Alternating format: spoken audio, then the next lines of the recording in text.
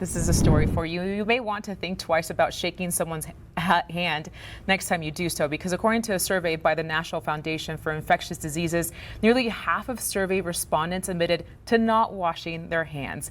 ABC7's Ty Marshburn joins us live with extra depth on how often people are washing their hands. Ty. The information is based on a national survey of U.S. adults. Many say they know how to wash their hands but choose not to for various reasons, one of them being they simply don't want to.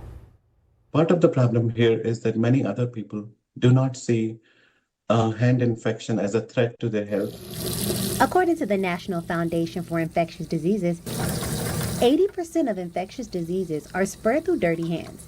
31% of survey respondents said that they forget to wash their hands.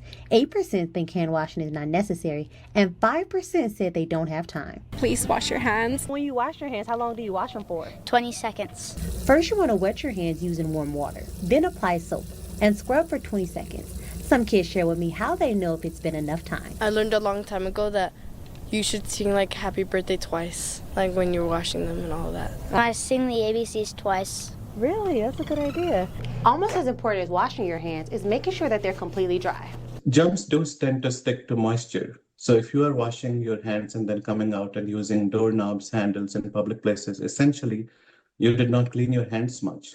I spoke with a staff member at Abundant Living. The home health agency says hand washing is critical to keep their clients safe. We were having a picnic, so we all have our hand sanitizers, and I went around before eating. We were touching the food. I went ahead and hand sanitized everybody's hands. Hand washing not just protects me, but people around me as well.